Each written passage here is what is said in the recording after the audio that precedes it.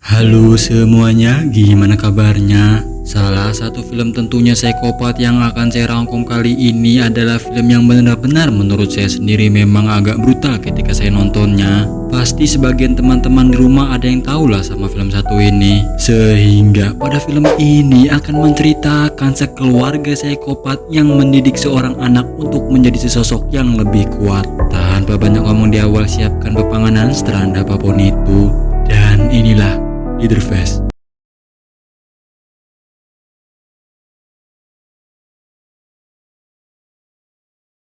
Berlatar di lahan peternakan Sawyer, cerita diawali dengan memperlihatkan sekeluarga yang terlihat sebagian belaga aneh, tidak seperti orang biasa pada umumnya. Terlihat seorang anak laki-laki bernama Jed yang ternyata malam itu Jed sedang mengadakan hari ulang tahunnya. Kemudian seorang ibu yang bernama Verna membawakan sebuah kue spesial khusus untuk Jed, yang di sana juga ada saudara Jed yang lainnya bernama Drayton dan juga Numbin sekaligus sang ayah juga yang ikut untuk meramaikan acara tersebut. Setelah Jed tiup lilin, itulah diberikan sebuah hadiah, tetapi tidak seperti hadiah yang diinginkan usianya, yaitu sebuah gergaji mesin yang akan ia gunakan untuk menghabisi seorang pria yang diduga telah mencuri ternak hewan mereka. Sehingga sekeluarga mulai bersorak menyemangati Jed untuk membunuh langsung pria tersebut menggunakan hadiah yang telah diberikan, tetapi hal itu sebenarnya Jed tidak tega untuk melakukannya.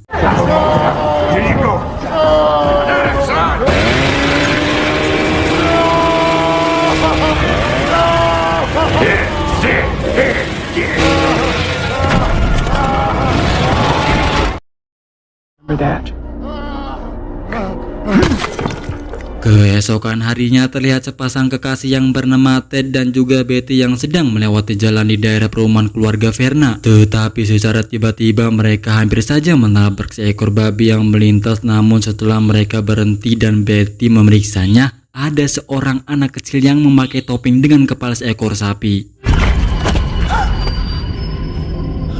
Kemudian anak tersebut mengucap kepada Betty meminta tolong sambil berlari ke semak-semak, entah apa maksudnya. Betty yang penasaran pun mengikutinya sampai ia menuju ke sebuah gudang yang terlihat sudah lama sekali tidak dihuni oleh orang. Ketika Betty memanggil anak itu secara ancang-ancang, itulah tiba-tiba Hello? Come on. I won't touch you. ternyata kejadian tersebut hanyalah sebuah jebakan yang dibuat oleh keluarga anak-anak Verna saja untuk menggunakan Jed sebagai umpan untuk orang-orang baik yang bodoh untuk mereka kelabuhi. Sehingga mereka berdua sengaja membunuh orang-orang hanya untuk mengajari Jed bagaimana cara membunuh yang baik dan benar. Wedan. Betty yang telah jatuh ke dalam lubang itulah tak bisa berbuat apa-apa ketika sebuah mesin yang tergantung kemudian Drayton menyuruh Numbin untuk melepaskannya saat itu juga. Yang mana hal ini sebenarnya sangat tidak worth it sekali untuk kalian yang tidak suka adegan seperti ini.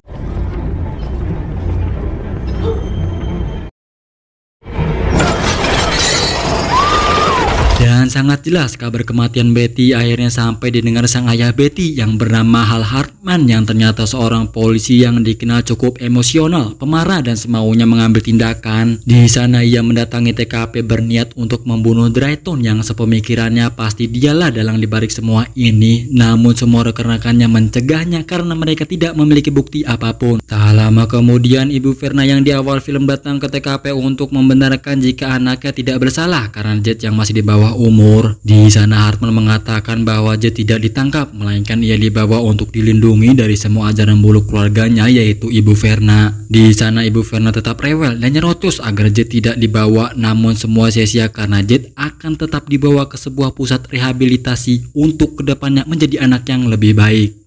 10 tahun berlalu semenjak kejadian itu memperlihatkan seorang perawat baru yang bekerja di Gorman House bernama Elizabeth atau Legi, yang baru saja mendapati sedikit perkenalan tentang Gorman House dari seorang dokter yang bernama Dr. Lang. Di sana Dr. Lang berkenalan kepada seorang Jed yang ternyata namanya telah diganti menjadi Jackson, yang terlihat Jed atau sekarang Jackson sudah menjadi seorang yang lebih baik ketika ia menjadi teman baiknya dengan seorang bernama Bud. They give them to us and we take them, right? Di keesokan harinya, Verna atau ibunya Jackson berkunjung ke Gorman House setelah 10 tahun lamanya tak bertemu dengan Jackson. Ibu Verna juga membawa seorang pengacara untuk mencoba meminta kebijakan dari kepala Gorman House agar ibu Verna diizinkan untuk melihat anaknya. Kemudian ibu Verna memberikan sebuah surat yang mengatasnamakan Jade, tetapi kepala Gorman House menolak karena nama anaknya tidak ada di data. Karena pihak kepala Gorman House sudah merubah nama Jade, yang hal itu membuat ibu Verna kesal dan keluar dari sana. I advise you to get on it quick. Kid is 18 soon. Ketika kesal itulah ibu Verna menyelinap dan bersembunyi di dalam toilet karena merasa kepala Gorman House enaknya mengubah nama anak seseorang. Kemudian ibu Verna keluar dari kamar mandi dan menuju ke ruangan para pasien untuk mencari Jackson di mana. Di saat bersamaan, Lizzie yang berada di tempat lain melihat ada seorang dokter yang tengah melakukan terapi setrum otak pada 2 pasien. Sementara ibu Verna masih menyusuri setiap lorong di Gorman House untuk membawa Jade kembali.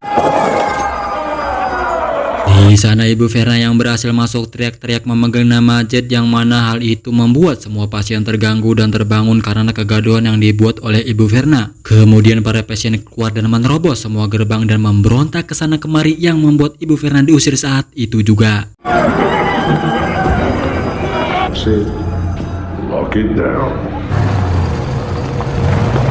Kemudian di tempat terapi, 2 petugas yang lengah karena keributan para pasien yang menjadi-jadi membuat Bud berhasil melepaskan ikatannya, kemudian mencari Dr. Lang di kamarnya, dan karena Bud muak ya begitu brutal dan menghabisi hingga Dr. Lang tewas saat itu juga. Di sisi lain, para pasien yang mulai rusuh sangat memberontak ketika salah satu pasien merusak kelistrikan yang membuat listrik di sana konslet.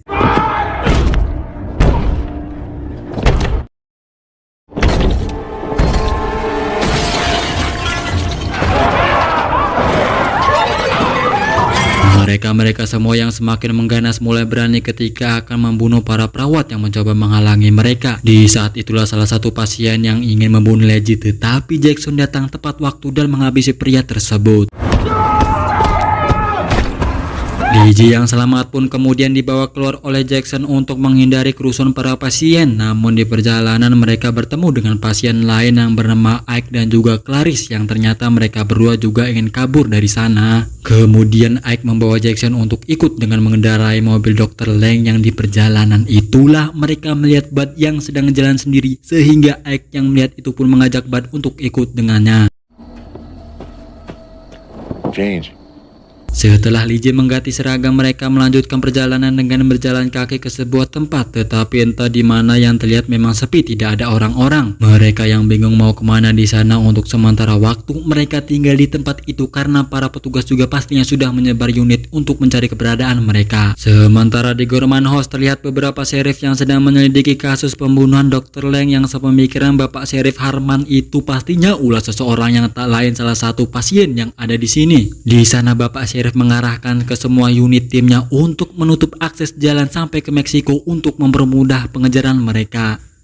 Di sisi lain, ibu Verna yang menerima telepon dari Deputi Sorrell yang mengabarkan bahwa Jade telah kabur dari Gorman House, yang ternyata ibu Verna dan Deputi Sorrell ada sebuah ikatan perjanjian yang pastinya mah imbalan atau uang. Di telepon itu ibu Verna akan memberikan asalkan Sorrell memberikan informasi lain saat dirinya menemukan Jade nantinya. Kemudian di tempat lain mereka berlima mulai menuju perbatasan Meksiko melalui jalur hutan yang mereka lewati, hingga akhirnya mereka sampai ke sebuah bar dan kemudian mereka masuk ke dalam bar tersebut, dan Clarice mulai memancing para pengunjung hingga suasana di bar menjadi sangat kacau.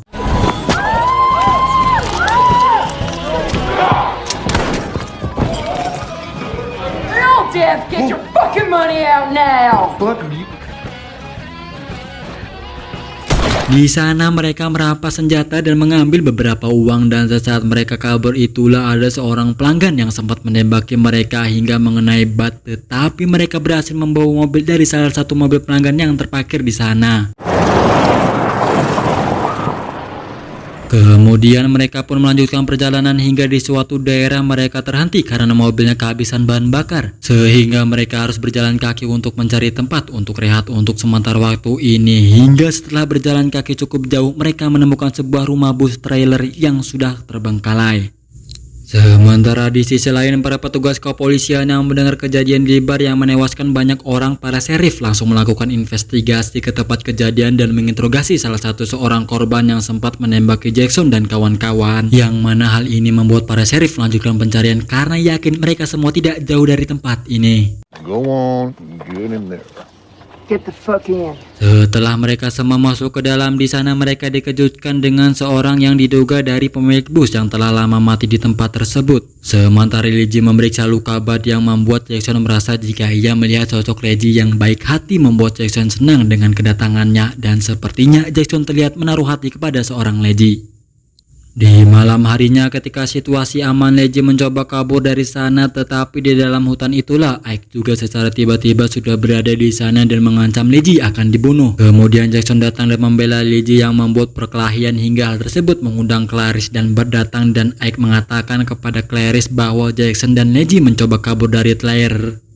Tetapi Clarice malah menyalahkan Bud yang tidak bisa menjaga mereka berdua, dan yang lebih menyakitkan ketika Ike mengatakan jika Bud dikatakan babi bodoh yang tidak pantas diciptakan Tuhan. Bud, you're an idiot and a fool, and I don't know why God bothered to make you. Now get him. Kemudian Clarice menyuruh mereka semua untuk kembali ke dalam trailer, sementara Ike menepi untuk buang air kecil sebentar. Dan di saat itulah ketika semua sudah kembali ke trailer, dan Bud yang sangat kesal dengan kata-kata yang dikeluarkan oleh Ike barusan membuat Bud kesal dan menghabisinya di sana.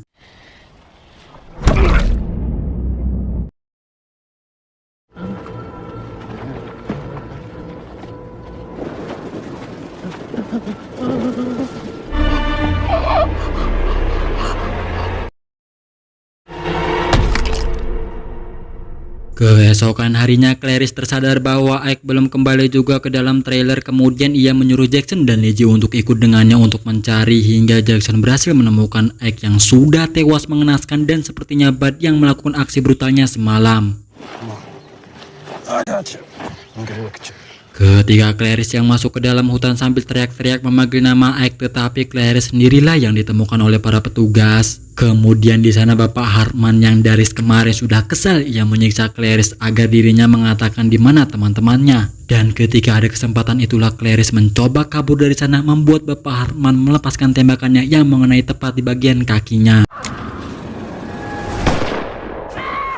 Reggie yang melihat para petugas yang sedang mencari itulah mencoba untuk meminta pertolongan pada mereka, namun Jackson mencegahnya dan mengatakan kepada Reggie jika bapak sheriff tersebut adalah polisi yang jahat dan kejam kalau menyerahkan diri. Di sana Jackson mengatakan bahwa dialah yang membawa semua anak-anak bermasalah ke dalam Gorman House, dan karena itulah ia lebih baik kabur karena jika tertangkap oleh Bapak Hartman, Jackson bisa saja akan disiksa dan dikembalikan ke Gorman House. Para petugas pun menuju ke trailer dan mengira Jackson dan yang lainnya bersembunyi di dalam sana. Tetapi sesaat Pak Hartman menginterogasi Clarice, bukan yang menjawab, ia malah mengatakan kepada Bapak Hartman jika dirinya adalah orang tua yang malang, menyedihkan yang terus meratapi kepergian putrinya yang tewas di awal film. Sehingga Bapak Hartman yang mendengar kata-kata menyakitkan itu, ia lagi-lagi melepaskan tembakan yang tepat di kepala Clarice yang membuatnya tewas saat itu juga. Para petugas kemudian kembali menyisir hutan untuk mencari pasien yang lain, sementara Jackson, Reggie, dan Bud menemukan bangkai seekor sapi dan menggunakannya sebagai alat untuk persembunyiannya. Setelah para polisi pergi, mereka pun keluar dari bangkai hewan dan menyusuri jalan hingga menemukan sebuah mobil patroli melewati jembatan, dan Reggie malah berteriak meminta pertolongan hingga terdengar oleh petugas tersebut. Dispatch, I got 3 suspects at the old bridge. Kemudian petugas tersebut langsung meminta unit terdekat untuk datang membantu secepatnya juga, tetapi secara tiba-tiba Bud mendatangi petugas tersebut, dan disitulah sebenarnya petugas itu sempat menyuruh Bud untuk diam di tempat. Tetapi karena Bud menghiraukan peringatan petugas itu, pada akhirnya Bud pun ditembak saat itu juga. Jackson yang melihat itu pun sangat marah dan marah mengetahui Bud ditembak, dan Jackson langsung menyerang petugas dengan sangat amat begitu brutal.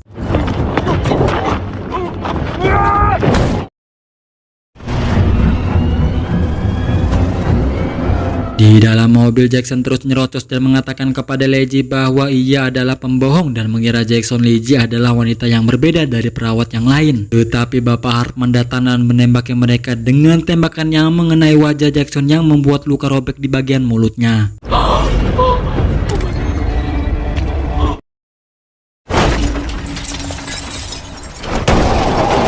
Sesaat sudah tersadar dan hari pun sudah mulai gelap, Liji mendapati dirinya sudah terborgol di mobil patroli Hartman. Di sana ada panggilan radio yang menanyakan posisi Hartman, tetapi langsung dijawab oleh Liji dan mengatakan kepada Bapak Sheriff bahwa ia diborgol di dalam mobil patroli dan posisinya berada di dekat sebuah gudang tua.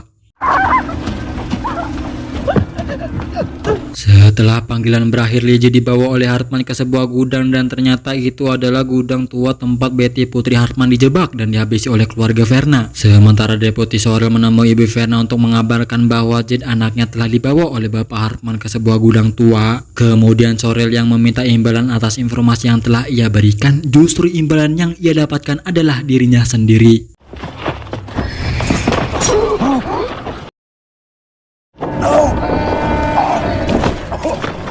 Kemudian sekeluarga menuju ke gudang tua, namun Hartman dengan lebih dahulu menjatuhkan Jackson ke lubang jebakan. Di sana Ibu Verna mulai mengajukan perhatian dan mengelabui hingga pada akhirnya Bapak Hartman berhasil mereka lumpuhkan dan membawanya pulang. Every goddamn Sawyer I see.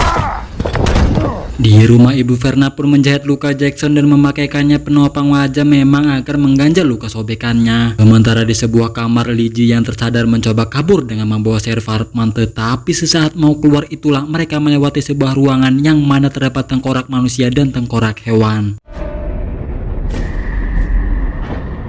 Di saat yang sama Verna yang masuk ke kamar Liji yang panik ketika tak mendapati mereka. Di sana Ibu Verna berteriak dan menyuruh semua mencari mereka ke ruangan lain. Liji yang belum sempat keluar rumah malah tertangkap kembali dan menugaskan Jackson untuk membunuh Hartman dengan menggunakan gergaji mesin hadiah 10 tahun yang lalu. Get over, boy. God damn it!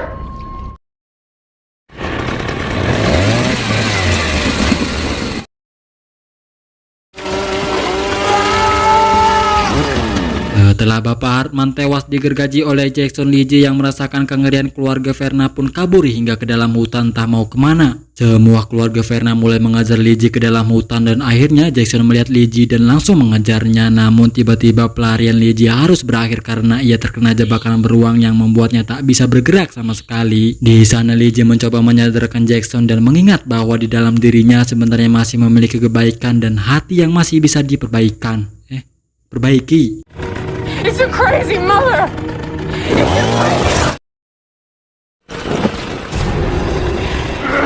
Kemudian film diakhiri dengan memperlihatkan Jackson yang di kamarnya terlihat yang sedang menjahit kulit wajah Jelly dan menyambungkannya dengan wajah Bapak Hartman dan menjadikannya satu. Dan sepertinya topeng tersebut akan ia gunakan untuk melakukan hal sadis selanjutnya.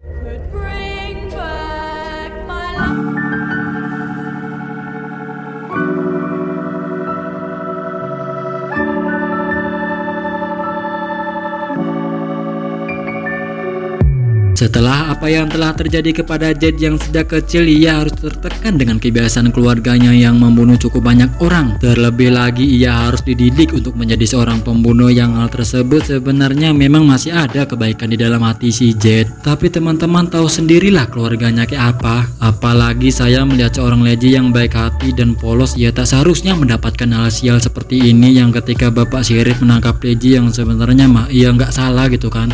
Tidak tahu, bahkan dia tidak ada hubungannya dengan kejahatan mereka, dan memang hanya kesialan Liji saja yang membuatnya terseret dengan aksi gila mereka. Ya sudahlah ya, dengan saya sendiri CIOIC Film mengakhiri ini semua dan sampai jumpa di video selanjutnya.